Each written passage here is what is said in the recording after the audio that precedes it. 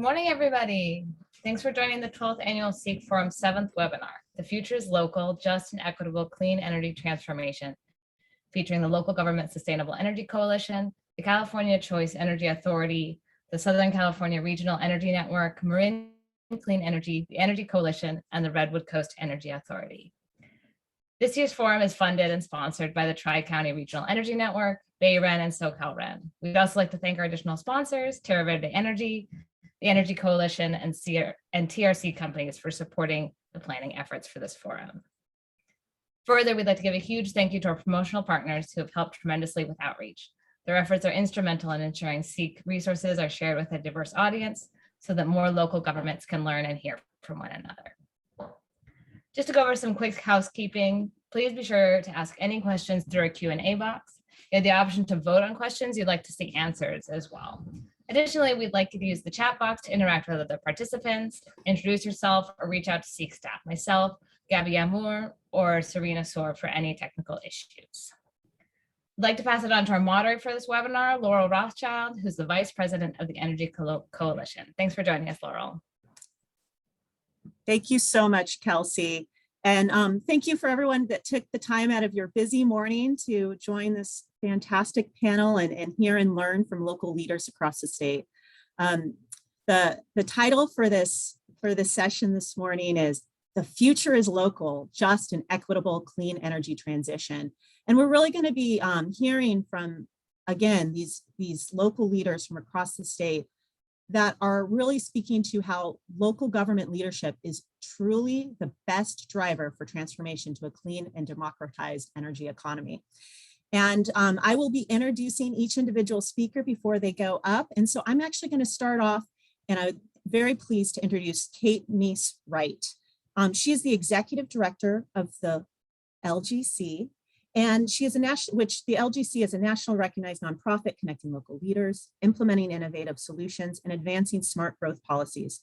Kate is a senior fellow of the American Leadership Forum and has been recognized for her climate change work by the Chronicle of Philanthropy as one of the nation's 40 under 40 young leaders who are solving the problems of today and tomorrow. Kate, please take it away. Thanks, Laurel, and great to be with you all. Of course, wish we could be together in person, but one of these days. So I wanted to just take a minute to set the stage. We have a really unprecedented opportunity right now, and so I kind of wanted to look back to times where we have really seen tremendous amount of innovation, including the beginning of CCAs and RENs, and then sort of look forward to how we can take advantage of this opportunity we find ourselves in now. So starting with some of the history, in 2002, the Local Government Commission received some foundation funding to start convening quarterly meetings for local governments to talk about critical energy issues. This was following the energy crisis, and there was a need to bring people together and convene and look for innovative solutions. At the same time, we received funding from the California Energy Commission to assist 12 cities to do community choice aggregation feasibility studies. And that project helped get the first CCA started in Marin, and we'll hear from MCE today. At the same time, we were able to help create the regional energy offices, and we'll hear from Redwood Coast Energy Authority, which was one, and also Ventura County Regional Energy Alliance. And those were the early days of what ultimately became the regional energy networks. After the passage of AB 117, which authorized CCAs, a number of local governments, including many of the ones we'd been convening through the quarterly meetings, decided to intervene in those early phases of the CPUC implementation proceedings. What we realized is, as many of you who've been involved in the CPUC process have realized, is it's really expensive and time-consuming to get engaged in the regulatory process. So a number of local jurisdictions, including the County of LA, San Jose, Santa Monica, ABAG, decided to pool funds together to do that intervening process and form the Local Government Sustainable Energy Coalition in 2007 in partnership with LGC And we've served as the fiscal agent and have provided staff support for that. Since then, LGSCC has been really active in the energy and climate policy arena. We've helped establish the energy efficiency of the local government partnerships, bringing hundreds of millions of dollars of funding, and also supported the regional energy networks. And I say all that because we're at another pivotal point to really support innovation. And right now, I think about the regional energy networks and how, all these pieces lined up to get to where we're at now. And one of them was having ERA funding in 2008, 2009.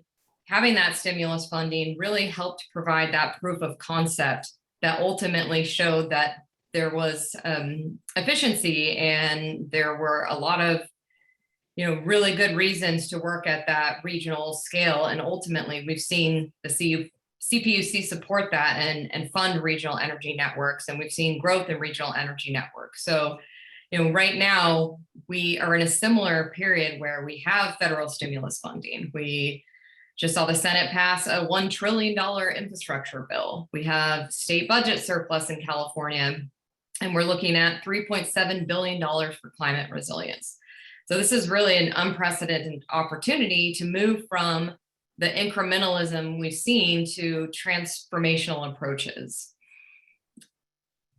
We also saw Julie Fitch last week issue what seems to be a relatively unprecedented ruling asking for proposals to help the CPUC accelerate new clean energy and storage projects. And that was in response to Governor Newsom's climate state of emergency proclamation. So they're just saying, look, throw us all your best ideas. They're asking for requests for funding, for changes to rules and requirements. This is an opportunity to accelerate energy efficiency projects, add new energy efficiency programs, look at solar and storage solutions, financing, innovative marketing strategies. So basically, the door is wide open for us right now. We have a lot of funding and a lot of support for the type of work that we're doing. So I would really encourage you, as you listen to these presentations from the CCAs and the RENs, to think about, is this the time to pursue one of those options, the proven efficiencies we've seen through those programs and the great successes we've seen through those programs. And also, I think it's the time to put big, new, bold ideas forward as well. We've seen that most of state funding is designed around programs that are already proven to work. So this is the time with new money to prove new concepts that can really be the breakthrough transformations we need, because the existing programs we've seen, aren't going to be the ones that really vastly change and accelerate what we need to see on climate change. So looking forward to hearing from our speakers today, and really encourage you to look to coalitions like LGSCC, who have been so instrumental in creating these innovative new approaches and pursuing them. As you look to navigate the complexities of our current environment and the opportunities we have, there are groups like LGSCC that can help you and guide you through that process. So we're happy to be a resource and looking forward to hearing from the speakers. Thank you. Thank you, Kate. And I don't mind echoing what Kate said there. This is a huge opportunity right now if you've been waiting for the time to get involved, this is a fantastic time.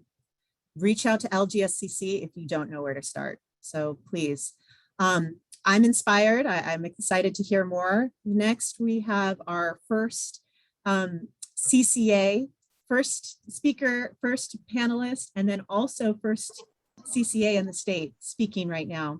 Alice Havener-Daunton, who is the Director of Customer Programs for California's first Community Choice Aggregator, MCE. Alice is focused on the development and implementation of programs that promote building efficiency and decarbonization, increased adoption of electric vehicles, and delivering of grid resiliency and further environmental justice goals. Under her leadership, MCE's energy efficiency programs have grown 7-fold. And the electric vehicle charging program has funded over 1,000 public charging ports. Her team oversaw the development of an open source software tool to help CCAs efficiency plan for the deployment of distributed energy resources across the state. Alice has a dozen years of experience designing energy programs and holds a dual master's degree in sustainable development and international affairs from American University. Alice? Thank you, Laurel. Good morning, everyone.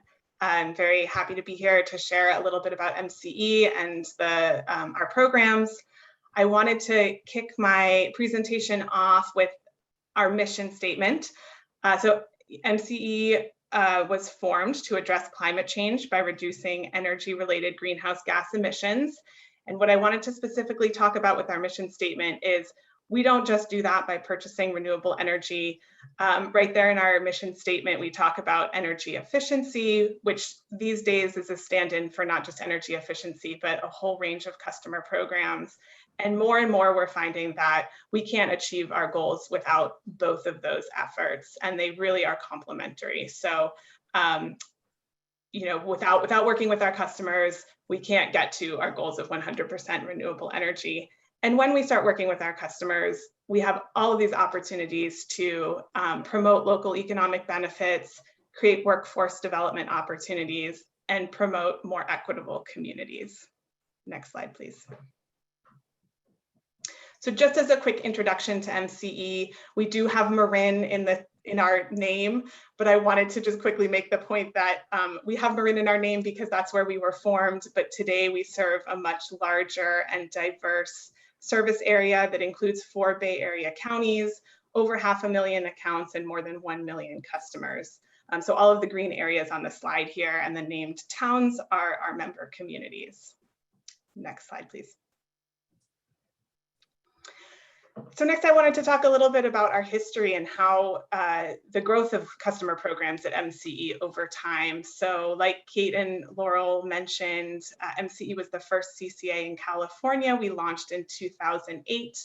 In 2010, we started serving customers, and by 2012, we were serving all of Marin County. Also in 2012, we launched our first energy efficiency program, which was a multifamily energy efficiency program. From 2012 to around 2015, we continued to build out our energy efficiency programs, offering programs for small businesses, single family customers, and financing offerings to support those other programs.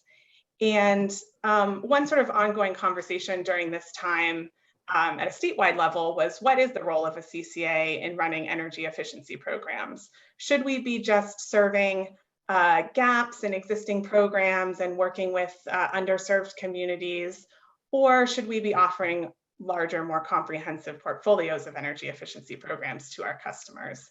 And during that time, the CPUC clarified and decided that CCAs should be serving their customers in a more comprehensive way, and hand in hand with that should be held to the same standards as an IOU in terms of needing to show cost effectiveness at a portfolio level.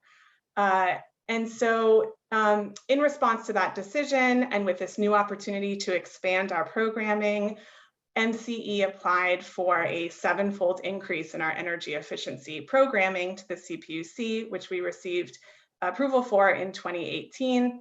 That allowed us to expand our energy efficiency programs to serve virtually every customer we have, including working with large commercial customers, industrial customers, ag customers, and introducing new types of programs that we hadn't previously offered.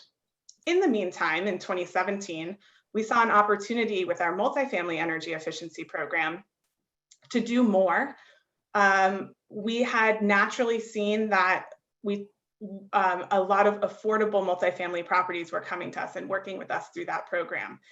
And we saw this opportunity to combine 2 funding streams, one through the ESA program and one through the standard energy efficiency program, and do more for those customers, including piloting some electrification measures. And in 2017, the CPUC approved it's called the Low Income Families and Tenants Program, $3.5 million over 3 years to pilot that idea. And I'll talk a little bit more about in the next couple of slides on what we've done through that program. Skipping back forward to 2018, the same year that we expanded our energy efficiency programs, our board voted to commit 1.5 million annually to EV program development. And that includes equity components, both of our EV charging program and our EV rebate program. One of the needs we saw in EV program development was making those programs available to all customers. So a lot of the existing funding at that time was being put towards large charging stations with many ports. And we heard from our communities that they were not able to access that funding, but there was still a need for EV charging in those communities. So again, I'll also talk a little bit more about that in a second. Skipping forward to 2019, this was a year where we were faced with significant challenges from wildfires and electricity shutoffs. And in 2019, our board voted to create a resiliency fund, initially funded at $3 million and currently funded at over $10 million. And that funding goes to support the installation of batteries to help businesses and residents be resilient in the face of power shutoffs. And when those batteries aren't needed for that resiliency purpose, we use them to help maximize the renewable content that we're able to provide through our electricity service. And then in 2020, facing economic impacts from COVID and seeing how that was impacting both our customers and in particular our small and medium businesses, MCE created the MCE Cares Targeted Rate Relief Program, which allocated $10 million toward targeted bill reduction, discounts on the bill for our customers that were most affected by the economic impacts of COVID. Next slide, please.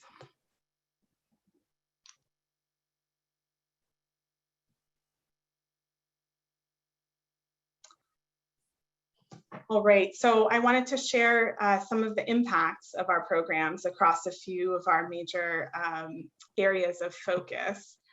So starting with energy efficiency, again, this is the area of programming that we've been active in for the longest. So we're going on just about 7 years of energy efficiency programming. I just focused here on our impacts from 2020. In 2020, we worked with over 1,000 multifamily units to help them plan or complete efficiency upgrades. We conducted upgrades at over 75 businesses across our service area, and we delivered 560 energy saving kits and installed over 1,000 smart thermostats at no cost to our customer. In addition, we launched a strategic energy management program that I'm going to feature on the next slide, and a workforce development program that I'll talk about a little bit later in the presentation. With electric vehicles, Laurel mentioned this earlier, we've funded over 1,000 EV charging ports throughout our service area, including ports in all 4 of our member counties. And one particularly great fact about those ports is that 2/3 of our customers that install those ports have opted them up to deep green service, meaning that those vehicles are being charged with 100% renewable energy. Also through our electric vehicle program, we've helped over 150 income qualified customers purchase an EV.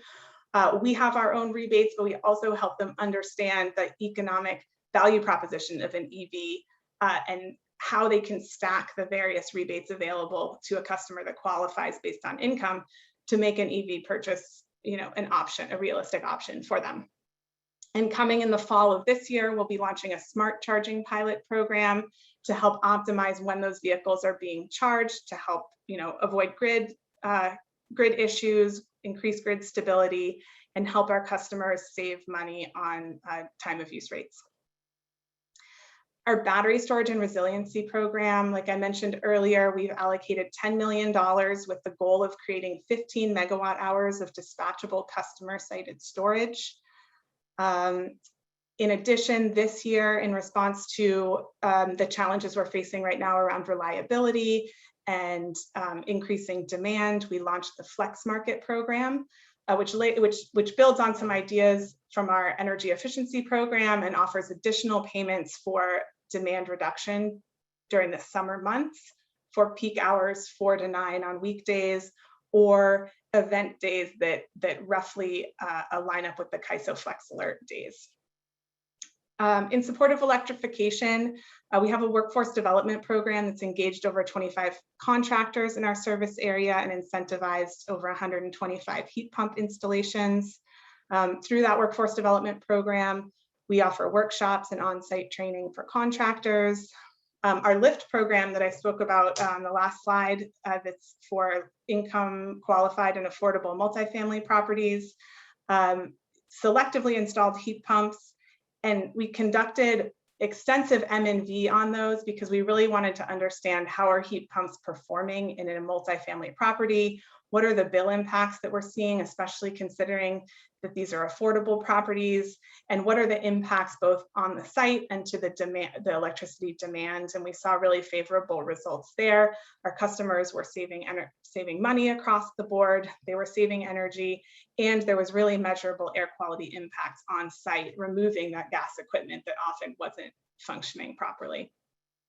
And then lastly, on our health, equity, and safety track, in addition to our 15 megawatts of dispatchable customer sited storage, we distributed 100 portable batteries in 2020 to customers with medical baseline or with medical needs to allow them to have more flexibility should they need to evacuate or should they have a power outage.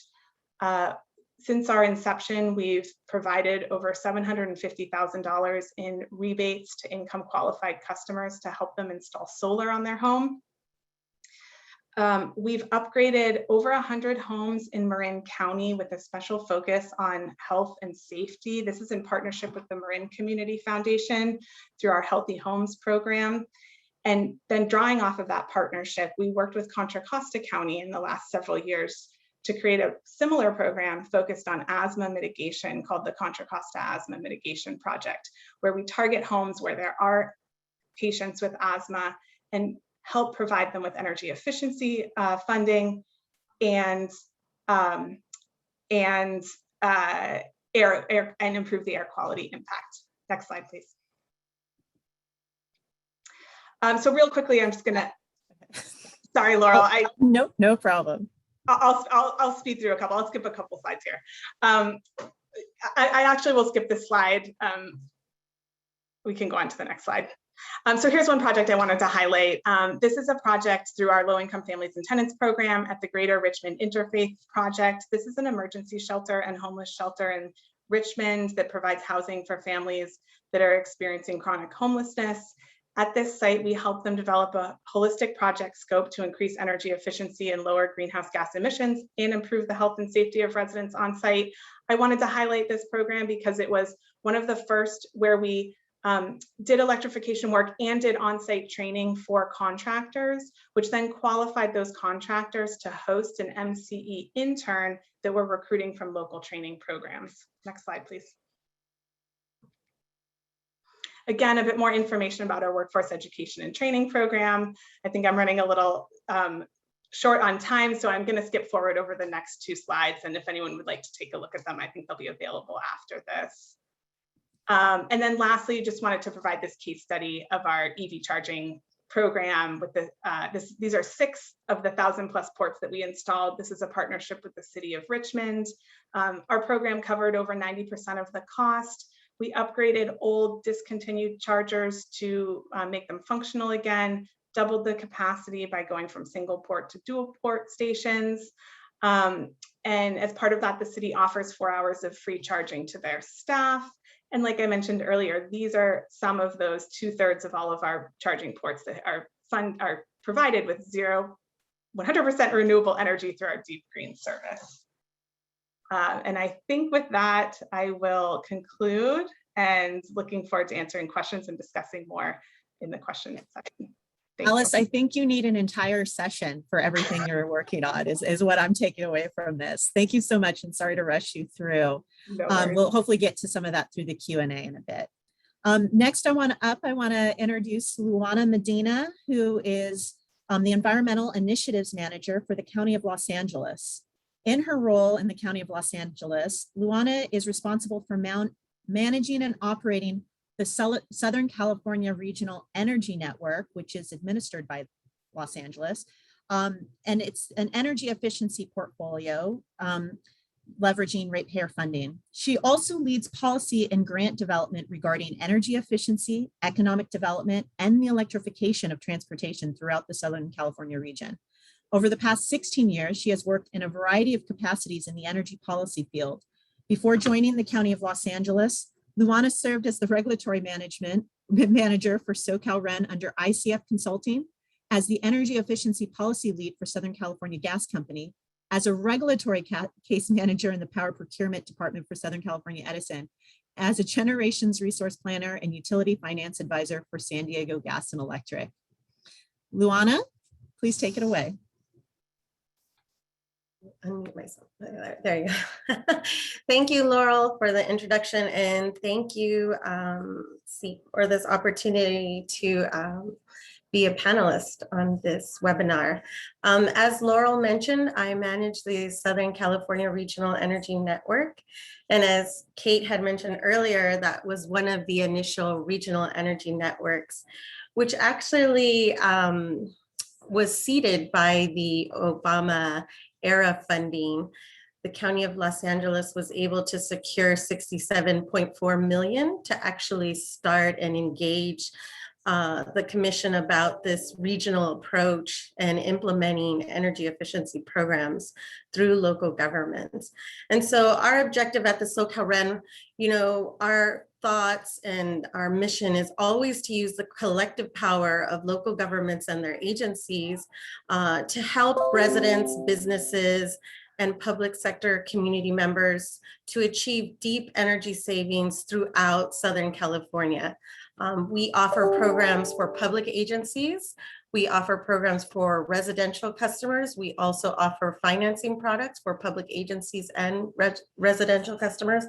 And then we also have workforce development programs that we also implement. And since 2012, we've definitely progressed and matured, and we've been having a direct impact on all the communities we serve. Next slide.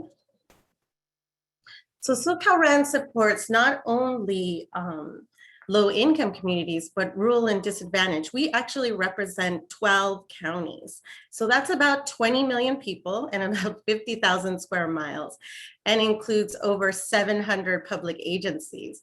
And many of you are probably going like, wow, that is not a small feat. And I can definitely tell you it has over time been a challenge, but also been a success. What we've looked at in our portfolio is that we are actually relatively well balanced in our regional approach, and we have been meeting our rural and DAC communities. But we do emphasize to the commission that we also can do more if we had more. So definitely we're looking to the future. And we're definitely looking about expanding those resources so that we can support these communities and their members. One of the things I like to emphasize in my staff and my teams is that, we don't just want to talk the talk. We want to walk the walk and make sure that actual projects are completed, GHG reductions are achieved, cost efficiencies are made. So this way we can continue to demonstrate that as local governments, we can and we will be in at the level of our IOU partners. And so that is kind of how we continue to serve this large base of community members. Next slide. So one of the things I don't think Kathy has spoke yet or anybody on this particular topic, but one of the things at SoCal REN is we try to identify gaps in the market and try to meet and support the needs of those customer segments. So one of the big gaps that we saw was local government partnerships were dwindling or their resources were being reduced significantly. And so, thinking about, we run in this CPUC regulatory box. However, that doesn't mean we can't learn how to work within that box and to help our local governments and their agencies succeed in their sustainability goals. And so thinking about, what can we do to address the local government partnership, we developed our regional partnership approach. And, I always advocate for this approach because I think it goes way beyond what the LGPs used to be, and it allows them more flexibility in implementation. It allows them direct impacts on project turnover. Whereas the old IOU LGPs were very restrictive, they were very contract-based, and they were very limited on the offerings that these local government agencies can offer. At the SoCal REN, we partnered with them and worked with them to collaborate and provide opportunities that they can expand their services. And they can also have a bigger impact in the communities and the local governments that they serve. And we've also worked with them to partner on new pilots and programs, which has been really great. And I'll talk about those later. Oops. Next slide. I wanted to highlight, because I was looking at what everybody else is discussing, and I think Kate mentioned about how the recent ALJ ruling, came out there. We are in a dire situation. I believe the fire up north is still burning. It is so hot. I'm not even going to tell you how hot. I'm in my house and I'm at 75, I think, on my thermostat. But I'm in Los Angeles and it's about 91 degrees here. But, in understanding that the situation that we're in is only going to worsen, we really started thinking outside the box about, energy efficiency is only one aspect of what local government agencies need to meet. To really have a bigger GHG impact, we need to give them the opportunity and the resources and support them in identifying all DER opportunities so that they have shovel-ready projects. And that's our Pathway to Zero program. It actually goes beyond EE, and through the authority, through the CPUC, we were able to get this authority and tie it in with external funding. So we actually use CEC funding, which was granted to us through the ERA funding, to provide DER audits for public agencies and develop scopes of projects so that, let's say, for instance, this situation or opportunity that came for federal stimulus funding, they can be applied to these shovel-ready projects.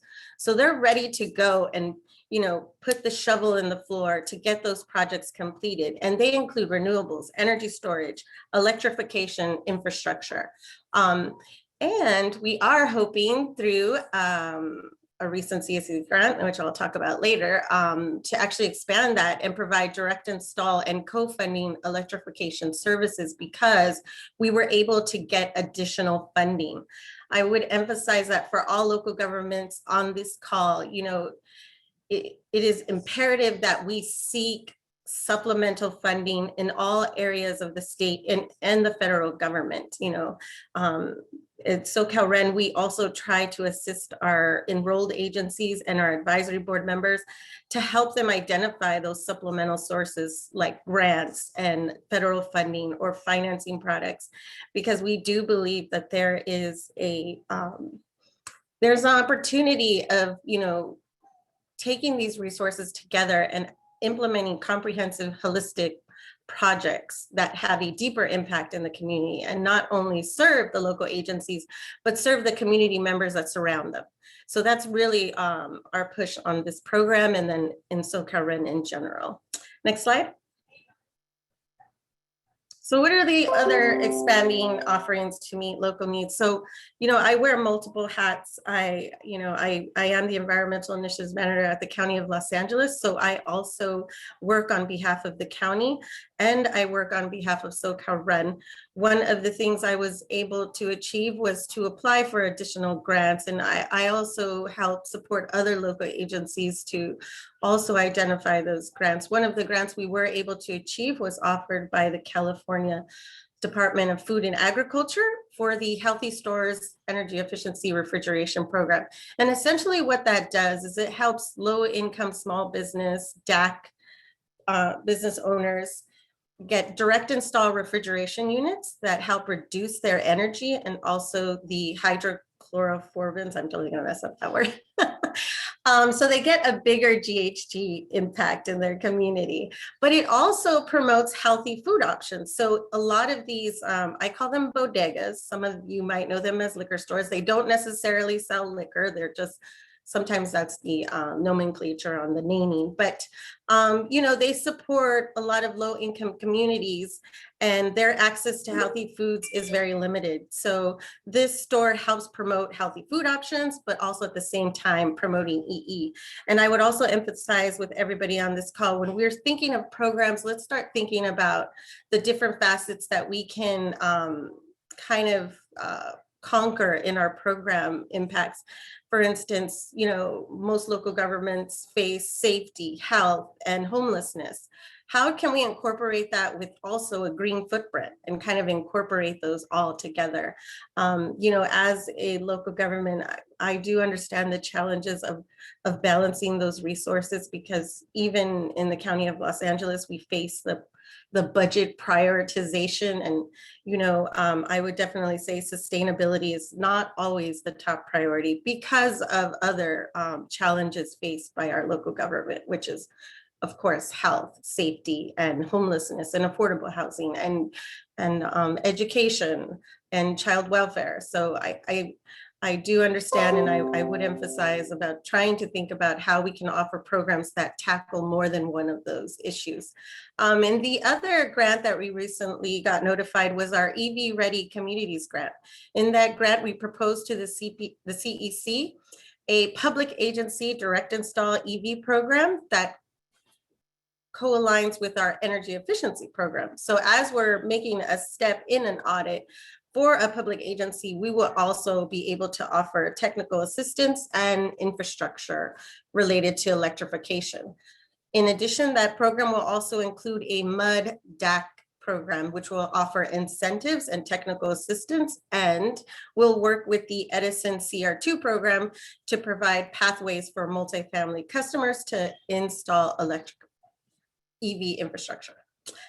And these, of course, all emphasize DAC, low income and hard to reach customers. I don't know, is that the last slide, Laura? Sorry, I talked too fast. So thank you. Thank you, Luana. And similar to MCE, a lot happening. So please don't hesitate to reach out to Alice and Luana after this webinar if you'd like to learn more as well. Next up, we have Kathy Wells, who is the Energy Program Manager for California Choice Energy Authority, also known as CalChoice. There she implements and manages energy programs for the benefits of the member agencies. She brings over 20 years of customer service experience to CalChoice, having worked for the city of Lancaster in multiple sectors, including public works, city engineering, and city administration. She's an inaugural member of the Lancaster Choice Energy Team, LCE, and there she helped launch the city's Community Choice Aggregation Program, the first program of its kind in Southern California, in May 2015. As LCE's Energy Projects Coordinator, she developed the energy efficiency programs for both residential and business customers and managed LCE's operations, customer outreach, and retention, marketing, rate analysis, and customer programs. I think that's almost every hat. Most recently, Kathy served at the City of Palmdale, managing the implementations of the city's new Community Choice Aggregation Program, which is scheduled to debut in October 2022. Kathy serves on the Legislative, Compliance and Marketing and Outreach Committees for California Community Choice Association, CalCCA, and holds an MBA in Energy and Sustainability Studies from Franklin Pierce University. Kathy. Okay. Can you hear me? There it Yes. goes. Thank you so much. I'm sorry. You'd think after a year and a half we'd have the Zoom thing down, but we're getting there. Thank you so much. I'm happy to be here and share a little bit about Lancaster Choice Energy. We are small but mighty, and I think we're almost to the extreme opposite of what MCE is. We like to look at MCE as our big sister. I've used to say that, and they're still leading the way and pioneering innovative things for all of us to duplicate, hopefully. But I want to share a little bit about Lancaster Choice Energy and kind of how we're different. So we're located in the high desert region of Southern California. So we're farthest northern county. Think Edwards Air Force Base, space shuttle landing, desert. That's where we are. It's hot. But we were the first standalone CCA model, and we began serving our customers in 2015. Standalone CCA is different than the traditional JPA in that we only serve one city's jurisdiction. Lancaster just serves Lancaster. We're not going to get any bigger than that. They are the third operational CCA in the state of California, but we were the first in Southern California Edison territory, so huge learning curve there. About 46% of our customers are on a care rate, so we've got a large disadvantaged community population out here. And we're still seeing a 94% participation rate with about 51,000 active accounts. Next slide, please. So this is just a timeline. I wanted to show how our, Lancaster has been investing in its clean energy efforts long before it launched the CCA. And in fact, over the past decade, we've achieved multiple milestones on our way to becoming the net zero city, which we had recently achieved. So a few of the highlights shown on this timeline, I'm not going to go through all of them, but starting in 2010, Lancaster Mayor RX Paris actually created a partnership with Solar City, and we launched Solar Lancaster program. It offered discounted solar financing to our residents, and it really created an uptake and education for our community in renewable energy. And we also that year installed the first utility scale solar field in our city limits. By 2013, we had begun not only putting solar on all of our municipal sites, we started working with our Lancaster school districts, and we facilitated the installation of about 7.5 megawatts of solar in all of our school districts throughout our community. By 2015, we discovered, hey, we're doing this in a silo. There's a CCA program. And we realized that not only would the CCA program help us reach our net zero goals, but it's a revenue stream, to be frank, for the city, small cities such as Lancaster. We've got about 160,000 residents in the community. So we launched in 2015. By 2018, our mayor, again, forward thinking, we had launched a solar ordinance, mandating solar on every new home built. And by 2018, we revised it and adopted our zero net energy ordinance, which was, those reach codes a full year ahead of the state when the state enacted them. And by 2019, we reached our net zero city goal, which is, in our community, generating more renewable energy than our community consumes. Next slide, please. So I just want to talk about some of the things that Lancaster's been able to do. Although we're small, our CCA had 3 staff members. So when she mentioned we wore a lot of hats, we kind of had to out of necessity, but it's also good because it's a small community. So working with our council and our city partners, we were able to create some innovative partnerships. A few of them are listed here. It's a way to transform our energy goals is through these unique relationships with our local businesses. One of them is our local transit authority. We don't manage the transit authority, but we partner with them. And so we were able to facilitate a partnership between the Antelope Valley Transit Authority and Build Your Dreams, BYD, to develop the nation's first 100% all-electric bus fleet. In 2018, AVTA had contracted for approximately 83 all-electric buses, and they are well on their way to transitioning 100% of their fleet to an all-electric fleet. And one of the things the CCA is supporting them with that is we're helping them develop a special rate for their EV buses. And also we're helping facilitate them with putting in renewable energy resources at their field site, at their charging sites, battery storage, for example, things to help kind of shape that load and see if we can use those buses. Again, that's mobile energy. Is there a way we can use those as emergency resources? Another couple of projects listed here. We did do a pilot project with a German company called EV Smart Technologies.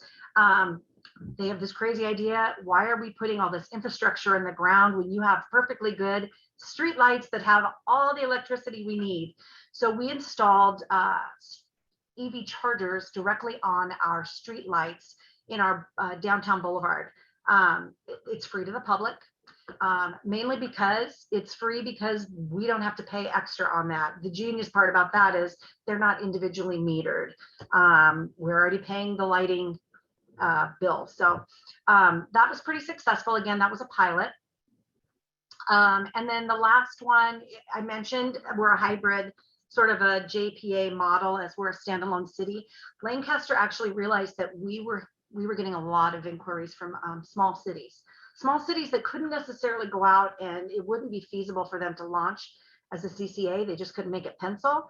But we realized we could help these smaller cities by working together and, you know, combining our procurement power. If we aggregated all of our procurement together, our regulatory, and we can help these other smaller cities launch their CCAs. So we have 8 member cities right now. Lancaster is our first child, and that's the one I'm focusing on, but it's been quite successful. Next slide. Another key for our CCA, I mentioned that, you know, we weren't just being altruistic. There was an economic development piece, a method to our madness. So as the CCA progressed, we realized it was creating several economic development opportunities. And we looked for developing more programs to support the residents and stimulate business within the community. So one of our successful examples is the Ready, Set, Charge program, which was an EV adoption incentive program. We partnered with our local dealers and our local air quality management district.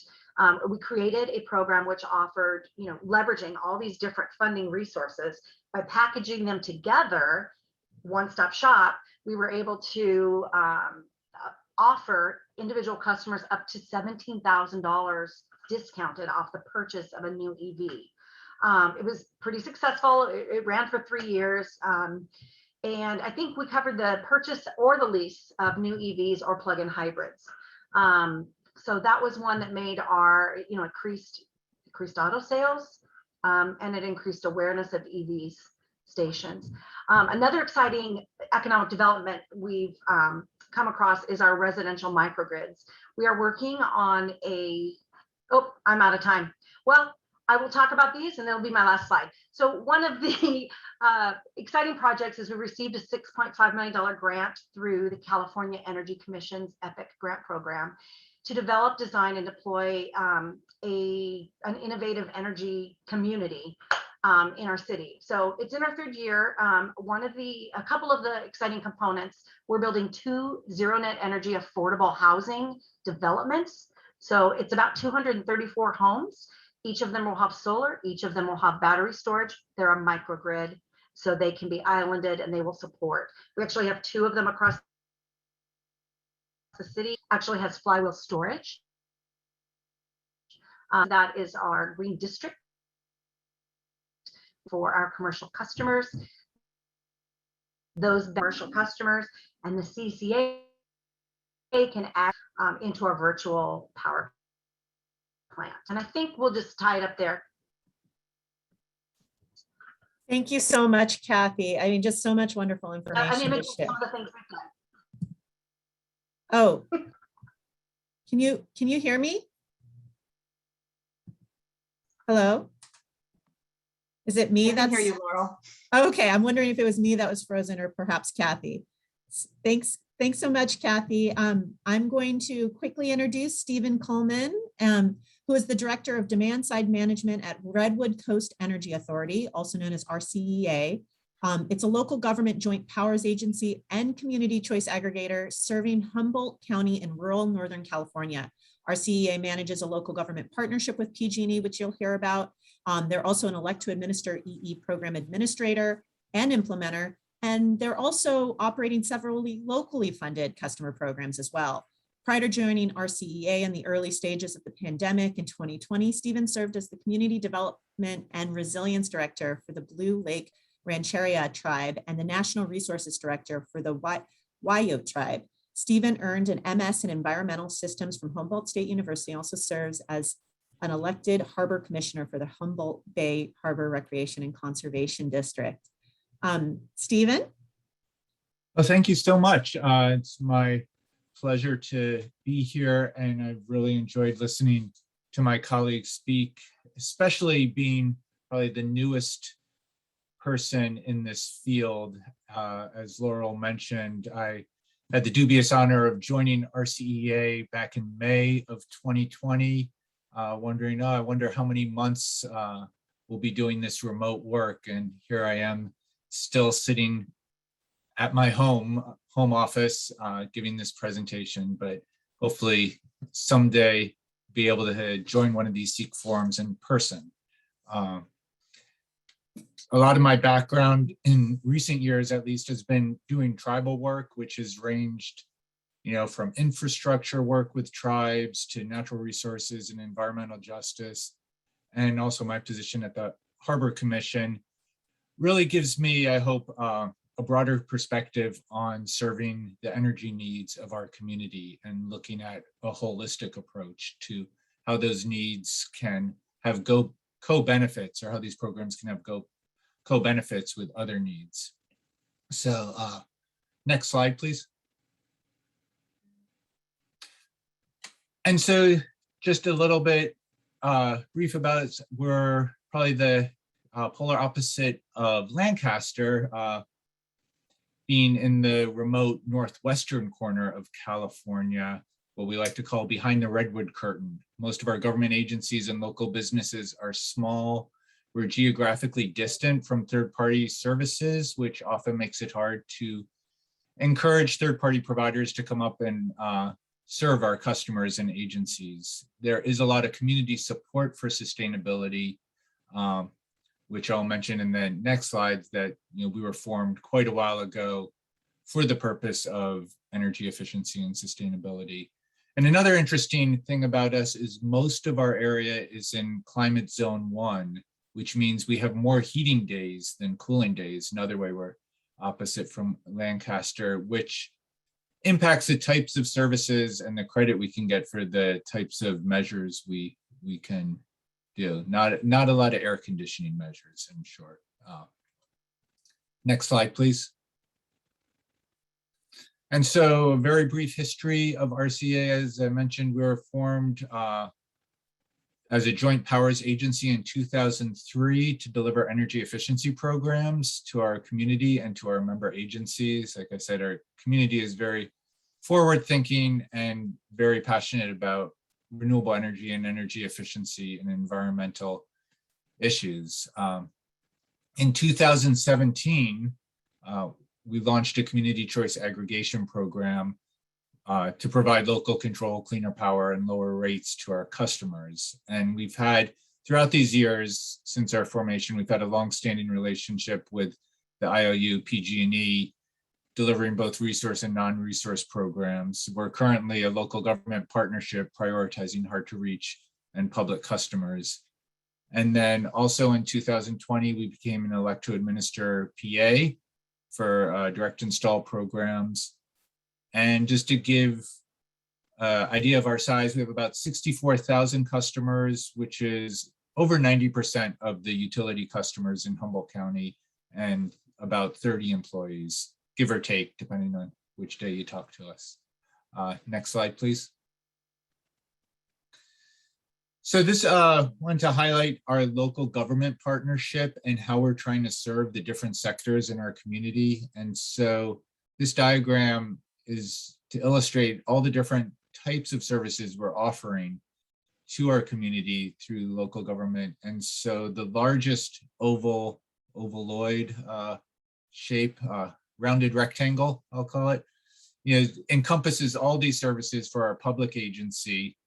Our non-res services, the services that we can offer are hard to reach non-residential customers, are a little bit fewer, but still, emphasizing assessments and working on helping them with developing roadmaps to their energy future. And then also offering a lot of services to our residential customers. through this program. Next slide, please. And then through our PA, we're doing, as I mentioned, residential and non-residential direct install. And we do that in 3 primary ways: with an in-house team of installers on some projects. We also have a lot of partnerships with our local contractors and are really passionate about trying to develop and work with our local contractors on these projects and to provide capacity building with them, and also offer a customer self-install program. And next slide, please. And what I really want to highlight too, though, like along with those 2 externally funded programs, we have a lot of locally funded programs. Like some of the other people speaking here, we manage a countywide network of EV charging stations, working through different funding mechanisms to provide EV chargers to cities and businesses throughout the county and having them networked. We are launching a virtual power plant system integrating multiple behind-the-meter customer battery systems for resource adequacy purposes. One of the things we're working on right now is a mobile home solar initiative, helping lower income mobile home residents to get solar. You know, it's typically tougher to do solar on a mobile home because their roofs aren't designed to hold it. So we're designing this as a pole mounted system that will result in a plan set, an open source plan set that other contractors could use that's been pre-vetted by permitting agencies. And so to try and make this as turnkey as possible to provide solar to this customer base. We've also developed a number of direct-to-customer rebates and are working on some more, including electric bike rebates, heat pump rebates, EV charger rebates. One of the big projects that we're working on as an agency is a multi-customer solar and storage microgrid at the airport. We've done a lot with our local school districts, especially around Prop 39 assistance for solar and energy efficiency programs. We have a public agency solar program. We provide no-cost residential energy efficiency kits to our customers. We're developing a Green Year Grow. Humboldt is kind of known for that industry, and grocery refrigeration programs. And we're also actively participating in developing our county's climate action plan. Thank you. Next slide. And I don't think I have much more here, but yeah, and just wanted to mention, like, planning for the future. One of the most exciting things that's probably been in the news quite a bit recently is planning for offshore wind development, and RCA's playing an active role in bringing together partnerships throughout the county and with private industry to plan for offshore wind development in Humboldt County, which can mean multiple gigawatts of renewable energy on the California grid, as well as much needed jobs and infrastructure development for the county. And also one of the exciting things that we're working on with partners throughout the state is developing a rural regional energy network to serve the rural needs throughout the state through multiple partners. So be a new type of REN and an innovative REN, and we're working on that now. Next slide. It might be just the end. So hopefully wrapping this up just in time. Thank you. Happy to answer any questions later. And just, this is the pre-launch of some of our first offshore wind turbines. This was a fundraiser for our local science museum, and it's called the Perilous Plunge. And so we're jumping into the cold waters of Humboldt Bay dressed as wind turbines to launch wind turbines. Thank you so much. And hopefully I was right on time there. Thank you so much, Stephen. That was great. And I love the leap you made into the cold water there, commitment. So thank you. If all the panelists, you don't mind going back on camera, we're going to move into some moderated Q&A. And I want to thank everyone that's been entering questions in the chat. We'll get to those in a moment. So please continue to post your questions there, and we'll try to answer some live or perhaps chat, type in there where we can. So I want to start off the conversation, I'm gonna kick it to Kathy. I want to ask, everyone spoke about these fantastic programs that are happening, and I just want to ask you, what positions local governments for the clean energy transformation? Why are local governments the ones that are most well positioned for this? Yeah, that's a good question. And I think local government, it has to do with, our leadership. It has to do with your municipality. We're the ones that we issue the permits, right? We establish the ordinances. We set our policies for the community. So it stands to reason we should align with the state's climate goals. We should align with our own climate goals. It naturally goes together. We also know our customers. We know our community. We know our demographics. It's just, each community is going to be different and each need is different. Some may have a full disadvantaged community, some may not.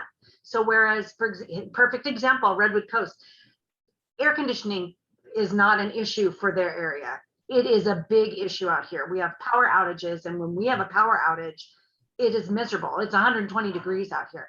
So that just kind of goes back to the local level, working with our local partners, our air districts, our AVTAs, to align our goals. So.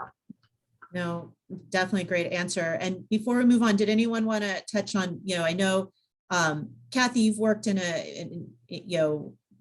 focused on Lancaster, a single city approach. Does anyone want to speak briefly about kind of the multi-jurisdictional and why that differs a bit? I'll touch on that real briefly, because Redwood Coast Energy Authority is governed by a board from the different jurisdictions, and serving just a single county might think we're very uniform, but there are a lot of differences throughout the state or throughout the county, and a lot of different goals and ambitions. And so really finding ways that we can find commonality in that, I think, has been real impressive. And people who might come from different sides of national political spectrum, finding ways to work together on local issues that are important to the community. And so in that way, I think that local control is really important in ways that they might not be as open to things coming down directly from just the state or the federal government. No, definitely. And all of you have accomplished so much. What local risks are top of mind for the communities you serve? And I know there's many right now in California specifically. And just touching on maybe how your organization is currently addressing these, or possibly what future solutions you have to address these. And I want to start with Alice on this one. Yeah, sure. So I think one of the greatest risks we've seen, and it's over the last 4 years, it's been evolving, is the impact that wildfire has on our communities. So looking back 4 years ago, it felt like the risk we were facing was very localized. And in response to that, we developed local programs like the Advanced Energy Rebuild NAPA program, where we helped our customers who lost homes in the 2017 fire rebuild efficiently and electrify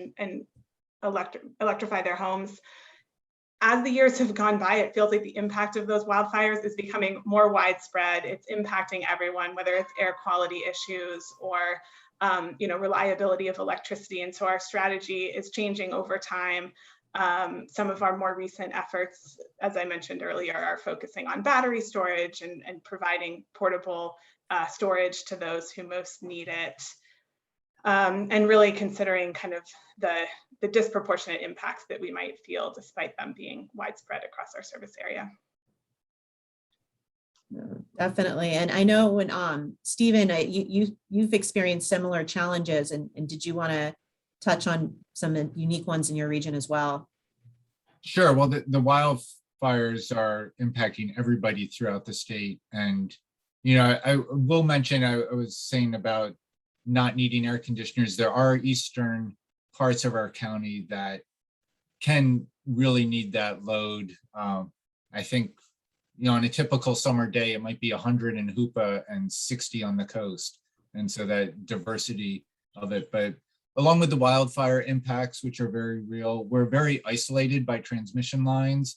And so, and as well as roads and transportation sectors, so we can island very readily, both as an energy island and just geographically cut off from the state. And so that's definitely a risk. We also are having to address sea level rise on some of our more coastal communities. Yes, and then Kathy, I just want to touch on some of the solutions you guys are looking for the future for some local challenges. Can you speak to what Lancaster's doing? Yeah, you know, resiliency is obviously the front of everybody's mind, and building more resiliency and power stability for the residents. So one of the recent, in fact, it's so recent, it's 2 weeks ago, I think they signed, the Lancaster mayor announced they've established a goal for Lancaster to become a green hydrogen city. So they're moving from net zero to becoming a green hydrogen city. So they're actually partnering with some sister companies to build a hydrogen energy plant in I think a couple of facilities in the city limits. And then they're also working with a company that's going to create bio-waste to energy. So it's going to take all of their bio-waste, which cities have to now figure out a way to dispose of and pay for. It's going to, that energy will support the hydrogen production. And the other goal of this is to increase hydrogen as an alternative fuel for vehicles. So that's kind of the course that they're taking now. That's great. And I do want to address one of the questions that came in through the chat, because I think we can put this in the category of challenges. And I want to just address it. It was from Nick Peterson, and said he's curious how concerned the CCAs are about the implementation of NEM3 and the potential decrease in incentives for rooftop solar and storage that is being pushed by the IOUs. I see, oh, that was just a feature. Do one of you want to speak, or are you comfortable speaking to this question? I could speak to that. I mean, I think that NEM 3.0 is some of the challenges being taken on by that are really complicated. I think that you know, we're tracking that closely, and while we as a CCA, you know, also feel some impacts from rooftop solar when not paired with storage, are designing a lot of our programs to help support the integration of rooftop solar and storage, which is only going to help us achieve our renewable energy objectives. So yes, I would say tracking it and obviously invested in the outcome of that, but it is a complicated issue. Thanks, Alice.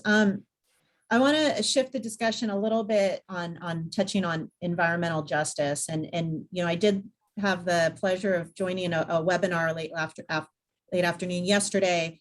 And Commissioner Aceves, you know, she just shared that she really sees that the CCAs and RENs are uniquely positioned to deliver programs that really focus on environmental justice issues. And so, you know, can you speak to just how your organization is really designing and delivering these kinds of energy programs and addressing this call for greater equity and environmental justice and climate work? And Stephen, would you like to start? Sure, I'd be happy to. And, you know, environmental justice and equity has always been very important to RCEA, but we also see that we can do more and we're striving to do more. And so one of the initiatives that our board has directed us is to develop a racial justice action plan to look at these issues and look at them both like internal to our organization and to the customer segments that we serve. And so we're, you know, looking closely at our hiring practices and how we promote from within, and also looking at our customer programs and who we're reaching and how we're doing that outreach. And one of the initial things that we're starting with is doing a survey with some of our programs. You know, we're just launching it. We launched it with our NEM checks that went out recently, trying to collect demographic data on who we're sending NEM checks to. And we're doing that now with some of our rebates and those no-cost residential energy efficiency kits that I mentioned.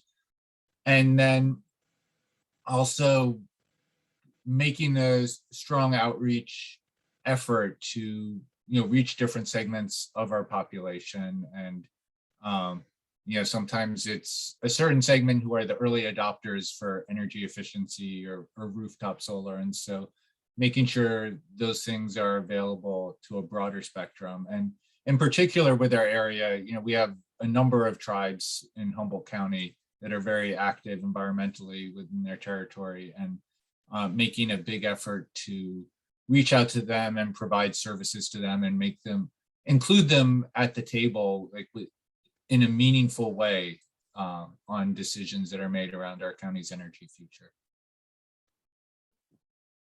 No, thank you so much for that, Stephen. And I know, Alice, you touched briefly on some of this work in your presentation. Did you want to expand at all? Oh, you're muted. Oh, so sorry. Yeah, I did talk a bit about some of our programs. I wanted to just also share some of the internal work that's happening at MCE. In the last couple of years, we've formed a diversity, equity, and inclusion advisory group internal to MCE that advises each of our departments on best practices related to equity and environmental justice and provides recommendations. I found it extremely valuable to get their input on our programs. And one just sort of fun initiative that I wanted to share, because I'm personally really excited about it, is this fall we'll be launching an internship program for high school and college students, paid internship at MCE. And the sole purpose of this internship program is to expose youth who otherwise might not know about jobs in the energy sector to what we do. And we hope to see them applying to our full-time job postings in the future. That's great. And then Luana, I know you felt strongly about commenting on this one as well. Do you want to quickly chime in? Oh my gosh, am I gonna get on my soapbox now? I don't, we got to keep it quick because I know. So no, I love what everybody's saying, and I hope that as we work together and collaborate as local government agency, organizations that implement programs, that we are collaborating on how we can replicate what we found successful, especially when it comes to environmental justice. What I'd like to see, and what SoCal REN's objective is, to see that more low-income, disadvantaged communities, marginalized communities, which I don't think the CPC recognizes, which we feel include LGBT communities, those re-entering the workforce or previously incarcerated. There are also a lot of minority-based organizations that are being overlooked, and segments of the populations that are not being addressed. And then as far as rural, I just want, I think a lot of us are thinking about, resiliency and the fire impacts, but I think we also need to start thinking about access to water and other resources that will be severely limited in the next 5 to 10 years. And so for us, we're really going to focus that on our rural communities, because we understand their geographic isolation, and then also their multifaceted challenges of, many of those rural communities, even the tourist type of communities, those that live in those communities are not from affluential or have affluential incomes, and they serve the affluential income community, and they are more low income based. And we really want to look at how we can meet that market. So what I always ask for all, our energy champions and leaders, start thinking about those population segments, think about how they're impacted, how they've been impacted systematically over time, and then how we can reach them through our green programs. So thank you so much, Luana. And I wish we had another hour. I have so much to talk to you all about and share with this group, but I want to ask LGC if we need to wrap it up, or if I have time for one additional question. Serena or Kelsey? Let's go ahead and just do one more question and then we'll wrap it up. Okay, I'm trying to be mindful of the time.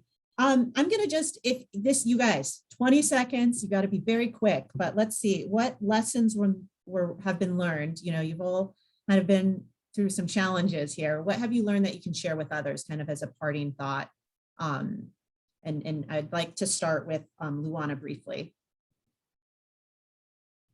Well, what I would tell local government agencies is don't rely on your don't rely on the avenue of the IOU. We really need to start thinking about ways to work around their processes, because they can be barriers and hurdles. But that does not mean that there aren't opportunities to identify how us as local governments can take a bigger role in serving our communities. So that would be my lessons learned. Okay, Kathy, thank you. You know, I'm going to kind of echo what you just said, Luana, because I think one of the lessons is, you know, it really needs to come, you have to have your leadership at your local level. You know, you're not going to get anything off the ground if the board is not going to support it. But I think another lesson I've learned, especially for the smaller CCAs, is to leverage your partnerships and your resources. So CalREN is a perfect example. Municipalities don't even have to have a CCA to do energy efficiency at their buildings. I mean, it's already there. The funding is there. So I think that leveraging your partnerships, and then the cities, the CCAs work together. Cal CCA is a perfect example, sharing of knowledge, and kind of, to your point with the IOUs having these barriers, that's exactly what we work together. How can we come up with a solution or a workaround, or can we get them to work with us? So joining forces, I think. Thank you. And Stephen. I guess I'll just add that I'm really excited about our locally funded programs, because sometimes there's a tendency of designing programs only around what external funding and rules are available. And sometimes they miss the goals and outcomes that we're desiring to achieve, that those are designed elsewhere. And so really being clear on the goal in mind. Great point. And then Alice. Yeah, I think my one lesson learned, to share just one, is to look at what has been done, look at, you know, other existing programs, but then recognize where you as a REN or a CCA can tweak it, do something different, and really improve on, you know, what has been done. And I think we have really unique attributes as a CCA that allow us to move quickly and be adaptive and change over time. And it's a real opportunity to kind of build on and complement other things that are going on and improve on them. And I just think CCAs are a great sort of test bed for new ideas and getting new strategies out there quickly. Thank you. I couldn't agree more. And I just want to recognize there were 2 questions we didn't get to in the chat. Ty, and so I want to make sure that we do follow up at least over email about energy performance contracting. I think it's a great question. And then one from Vergara about just the funding and positioning yourselves appropriately. So if you're able to send your emails, we'll try to get back to you. I'll ask the panelists offline to respond, if that sounds okay with you, Serena. Yeah, it works. And Kelsey, thank you. Well, thank you, Laurel. Thank you to everyone for participating and having such an engaging conversation. I just wanted to lastly give another shout out to our sponsors one more time, and just highlight that in a half an hour, 45 minutes is our next event, the BPC Spotlight event, how local governments can be competitive in today's funding climate, which should be really exciting.